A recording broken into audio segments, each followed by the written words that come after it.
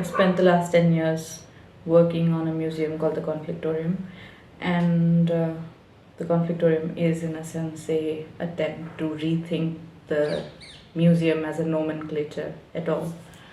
And some of the principles that I feel like were deployed in the last 10 years of how museums can be alive, open, political, breathing spaces were directly transported from my dance experience. It meant that what and how we were designing spaces or curating work was always about thinking through what is a visitor going to breathe, which breath is the visitor going to breathe. And very often in thinking about, okay, so they go through experience number 1, 2 and 3, and then they come and breathe out in experience number 4.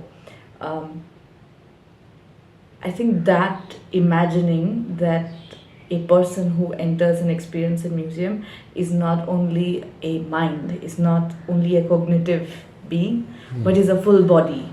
And that as a museum, you actually influence and impact a full body. And therefore, sometimes you use text and image, but sometimes you use sound and movement to mark this body within space. And I think that understanding of what visitors or audiences should experience or could experience potentially, or what we may want to offer as an experience, comes from having understood a dancing body and nowhere else. So for example, if I have to speak about one specific piece, which is a sound installation at the Conflictorium, which is also in a sense an introductory piece within the larger museum when you enter the space, is called In This House and That World, where there's dressing table. The history of this building where the museum is located was that it was owned by a 92-year-old Parsi woman who was a hairdresser. And in a sense, that installation acknowledges her presence and her life's politics as a single child-free person. But what the installation actually does is to guide you to look at your own body, and to locate yourself in this neighborhood, in this building, and actually respond by subtracting something from your own body, your hair. You cut the hair and you leave it behind, which then becomes a part of the permanent archive of this museum as you entered.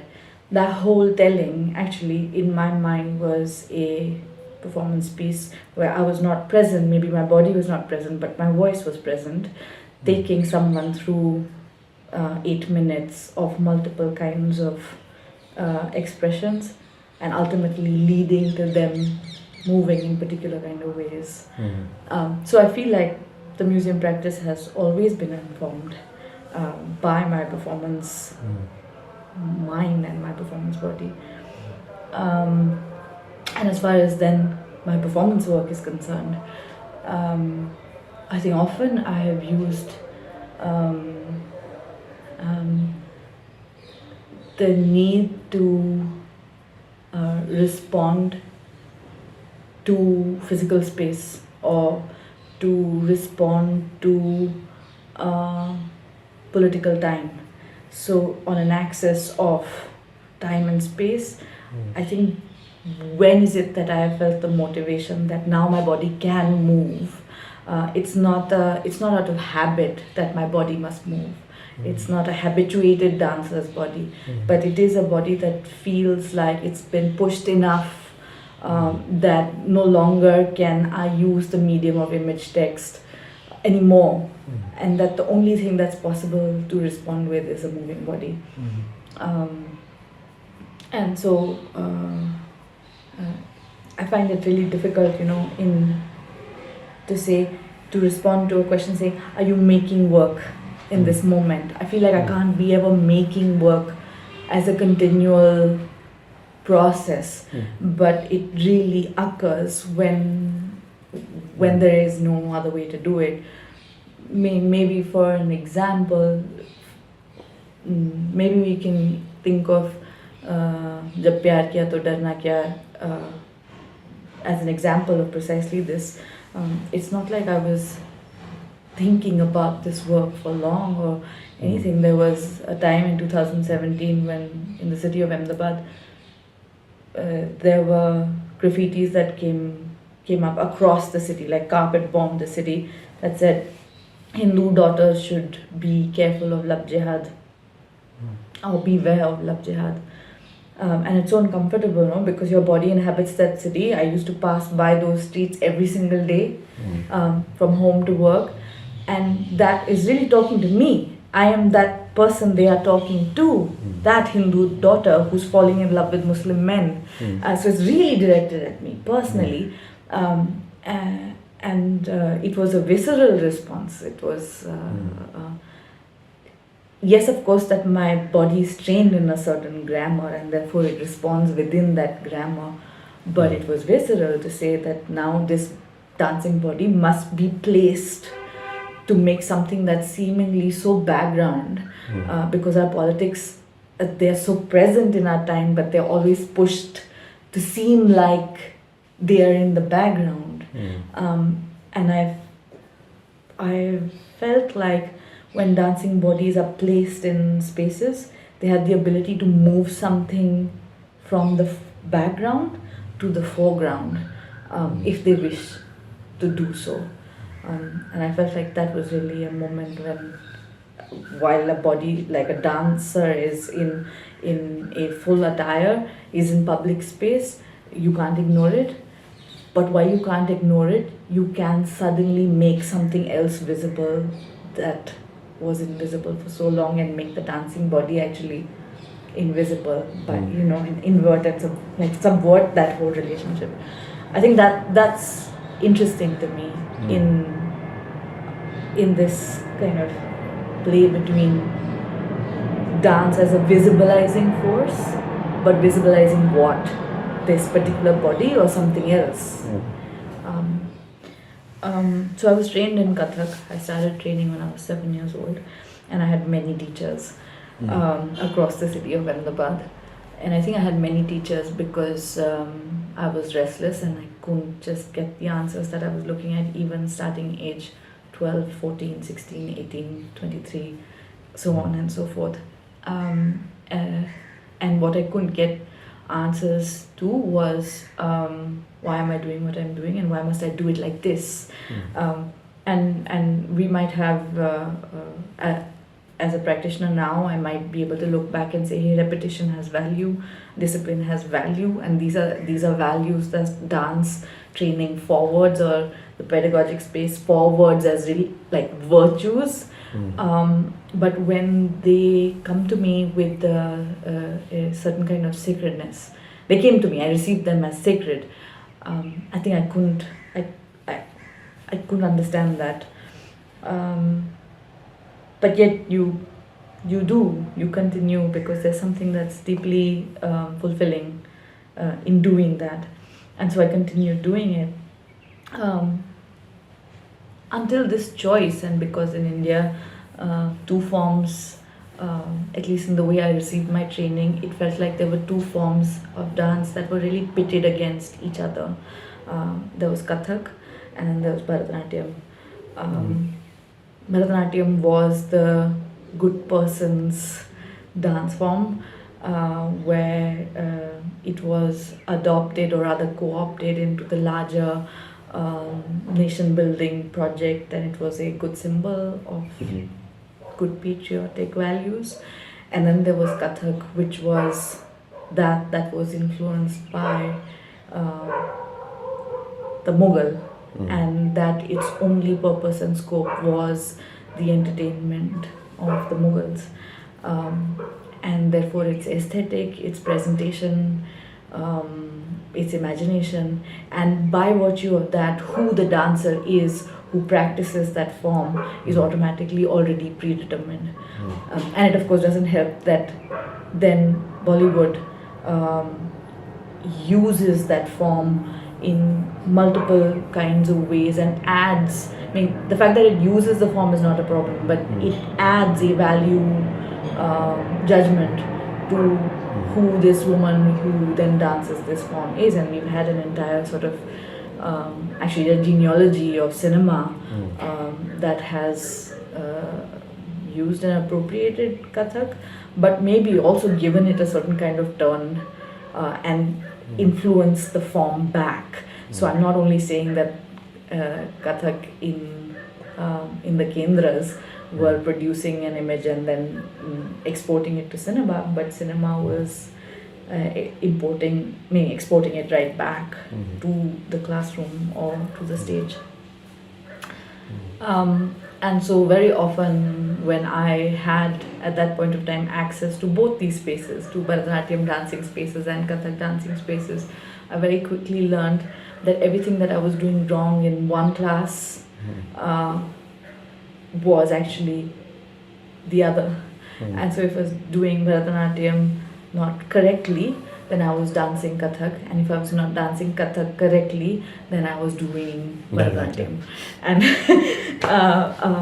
therefore I sort of inhabited this kind of great confusion for, are we really in an oppositional relationship?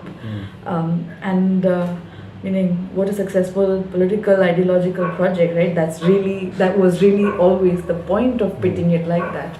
That these are opposite civilizational forces, and that they cannot be in dialogue with each other at all.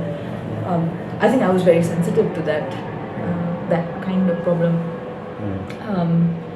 and of course in disagreement with how both sides looked at both sides. And I think when then I really came to a stage when I said, okay, this is my body, this is my grammar, whatever form I've received, because I've dabbled in this, that and the other, in that restlessness, and now my body is going to do a little bit of whatever that is. And because Kathak didn't offer me storytelling in my hands, I feel like I borrowed that a little bit from my time in Bharatanatyam.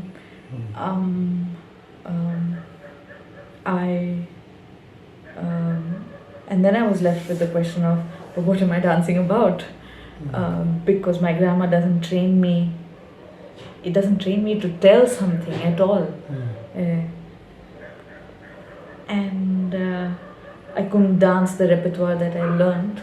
It was so far away from who I was, who I wanted to be, from the stories that I understood, or like they felt like they were truly mine. So they had to go.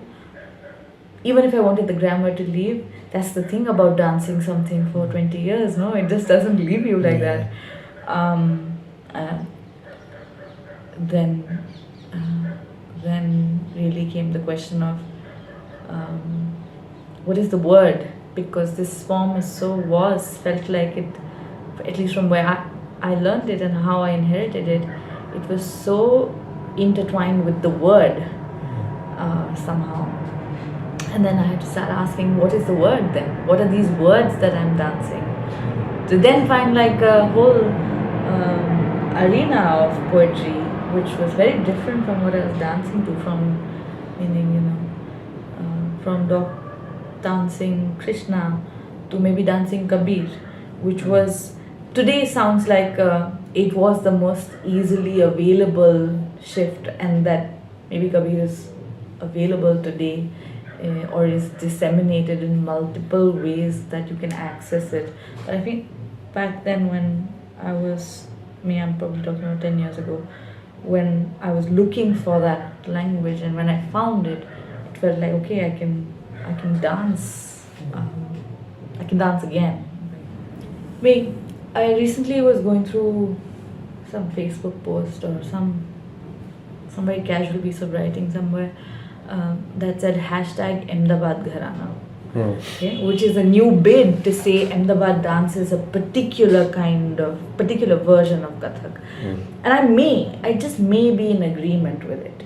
And my agreement is that what Ahmedabad has ultimately done today, or the Gharana has done, is that it has rid Kathak of any Islamic aesthetic that there was to set on it.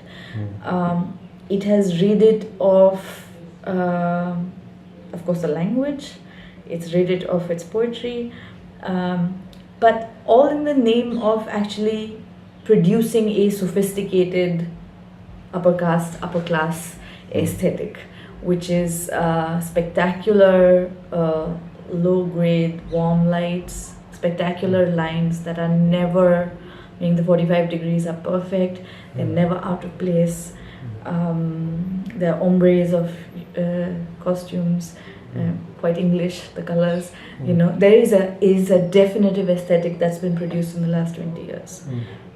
And I'm not sure whether that aesthetic is coming from an advancement or finding a contemporary moment in Kathak. I do not think that's where, I think it comes from an anxiety with what our relationship while we live in Gujarat with anything that has ties to something that is overtly Muslim looks like. And so even when I continue to stay amazed when I sometimes these days still see the angarkha on a Kathak dancing body, that's fast disappearing also. Forget like the Jhumar, Pasa, and meaning if we are to, meaning there are other gharanas in the country, the Jaipur gharana got rid of it long time ago. The Janki Prasad gharana got rid of it. The Jaipur gharana began without it. Meaning, so that process of really bringing the dance form into the fold began early on. Meaning, I know there are other ways of telling the same or doing this historiography and saying, but where were the beginnings? Maybe the beginnings were not in this, and that was a later influence. I mean, that is a way of reading that history. But I think the present is loaded with an active aestheticization of the form. And then what does it mean for me to continue to practice?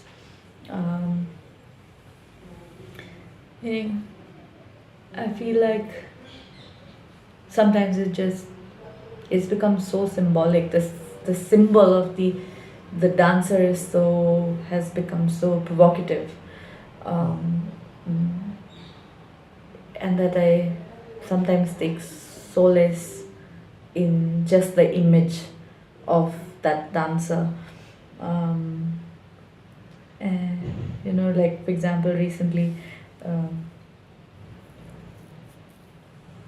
I worked on a piece called Dar Firaq-e Gujarat, which was really, it's a very well-known poem written by someone called Wali Gujarati, who's known as actually the father of early Urdu language. And Wali's tombstone was in Ahmedabad, in the middle of a really, really busy road.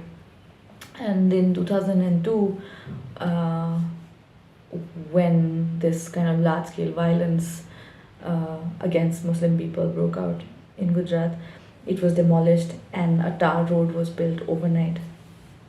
And this was in 2002 and we're in 2022, so we're 20 years from that point today.